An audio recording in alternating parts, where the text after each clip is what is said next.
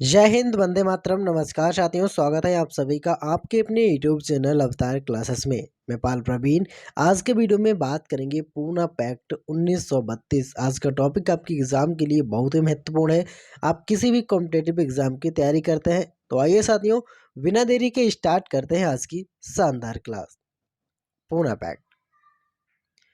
Poona pact British सरकार के विधानमंडल में चुनावी सीटों के आरक्षण के लिए दलित वर्गों की ओर से 24 सितंबर 1932 को यरवदा सेंट्रल जेल पूना में एम.के. गांधी और बी.आर. अंबेडकर के बीच एक समझौता है। पूना एक्ट क्या है साथियों?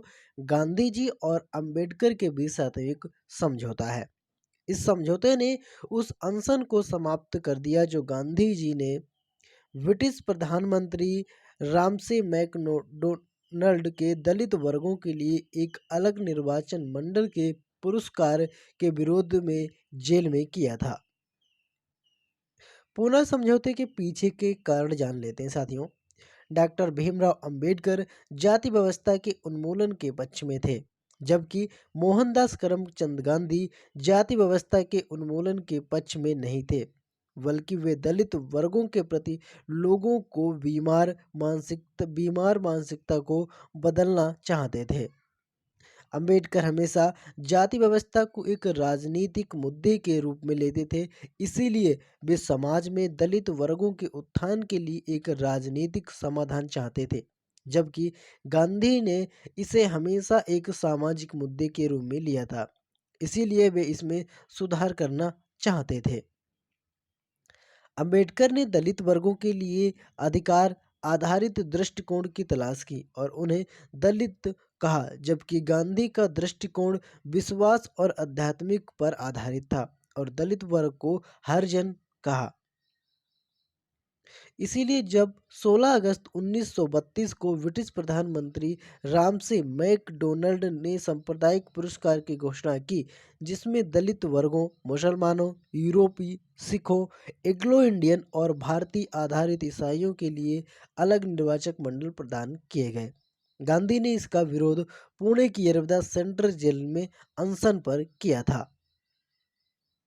दलित वर्गों के प्रति गांधी और अंबेडकर के विभिन्न दृष्टिकोणों के कारण गांधी और अंबेडकर के बीच एक समझौते पर हस्ताक्षर किए गए थे। इस समझौते ने गांधी जी के अनशन को समाप्त कर दिया और दलित वर्गों के लिए पृथक निर्वाचक मंडल के प्रावधान को हटा दिया। पूना पैक्ट की मुख्य विशेषताएं देख लेते हैं साथियों। पहले गोलमेज सम्मेलन में डॉक्टर बी.आर. अंबेडकर दलित वर्गों का प्रतिनिधित्व किया और दलित वर्गों के लिए एक अलग निर्वाचक मंडल के पक्ष में थे। जब पीएम मैकडोनाल्ड ने अल्पसंख्यकों और दलित वर्गों को सांप्रदायिक पुरस्कार देने का फैसला किया, तो गांधी ने पूना की यरवदा सेंट्रल जेल में उपवास करके इस विचार का विरोध किया था। चूंकि गांधी अछूतों को हिंदू धर्म के दायरे से बाहर के रूप में नहीं देखना चाहते थे, इसीलिए वे इस विचार के खिलाफ थे। जनता के दबाव के कारण गांधी ने भीमराव अंबेडकर द्वारा पूना समझौते के गायन के बाद अनशन समाप्त कर दिया। पूना पैक्ट ने प्रांतीय विधानसभाओं में दलित वर्गों के लिए आरक्षित सीटों को निर्धारित किया, जिसके लिए चुनाव संयुक्त निर्वाचक मंडल के माध्यम से होंगे, ना कि कोई अलग निर्वाचक मंडल बनेगा। पूना पैक्ट के अनुसार यह निर्णय लिया गया कि प्रांतीय विधायिकाओं के लिए कुछ सीटें दलित वर्गों के लिए आरक्षित की जाएंगी। प्रांतों के लिए कुल 147 सीटें आरक्षित थीं, जिनमें से मद्रास के लिए 30, पंजाब के लिए 8, सिंध तथा बॉम्बे के साथ 14, मध्य प्रांत के लिए 20, बिहार और उड़ीसा के लिए 18, बंगाल के लिए 30, असम के लिए 7 और 20 के लिए आरक्षित की गई थी। संयुक्त प्रांत दलित वर्गों के सदस्य जो मतदान कर सकते थे, इन सीटों में से प्रत्येक के लिए एक निर्वाचक मंडल का गठन करेंगे। तब निर्वाचक मंडल 4 उम्मीदवारों के एक पैनल का चुनाव करेंगे जो डिस्प्रेड क्लास से संबंधित है, और यह निर्णय लिया गया कि इन उम्मीदवारों को एक वोट के आधार पर चुना जाएगा और 4 उम्मीदवारों द्वारा प्राप्त उच्चतम वोटों का चुनाव किया जाएगा।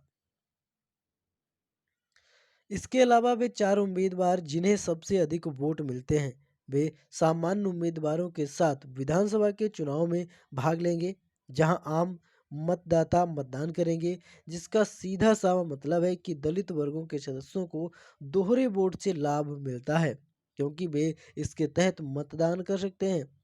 आम चुनाव भी केंद्रीय विधानमंडल में संयुक्त निर्वाचक मंडल और आरक्षित सीटों के इस सिद्धांत का पालन किया गया। केंद्रीय विधायिका में 19% सीटें दलित वर्गों के लिए आरक्षित होंगी। यह निर्णय लिया गया कि यह प्रणाली 10 वर्षों तक जारी रहेगी और केवल तब बंद होगी जब कोई आपसी समझौता इसे पहले समाप्त करने की सहमति देता है। पूना पैक्ट के लाभ। पूना पैक्ट के अनुसार यह घोषित किया गया कि स्थानीय निकायों के चुनाव या सार्वजनिक सेवाओं की नियुक्तियों में जाति, पंथ या धर्म के आधार पर कोई भेदभाव नहीं किया जाएगा और सभी प्रांतों में दलित वर्गों को शिक्षा के लिए शैक्षिक अनुदान से एक राशि प्रदान करने का निर्णय लिया गया। पूना पैक्ट का सबसे बड़ा लाभ यह था कि दलित वर्गों को समाज में उनका उत्थान करने का सौभाग्य प्राप्त हुआ, क्योंकि शिक्षा अनुदान ने दलित वर्ग की शिक्षा के लिए एक राशि आवंटित की।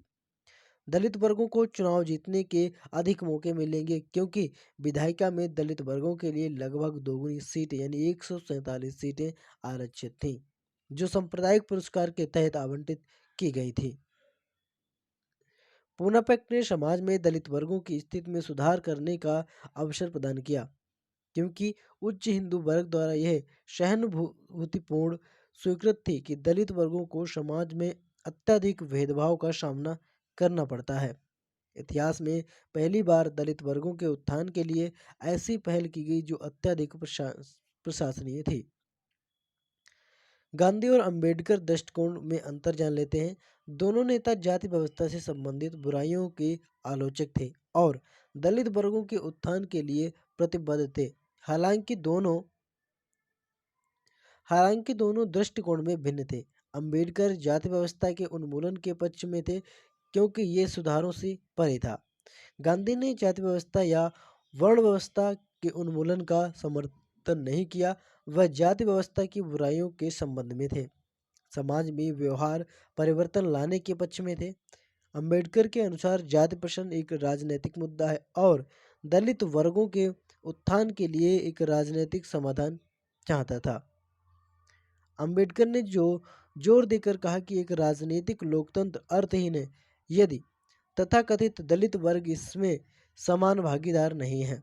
गांधी के अनुसार जाति का एक मुद्दा एक सामाजिक है। वह लोगों के दिल दिमाग को बदलकर उसमें सुधार करना चाहते थे।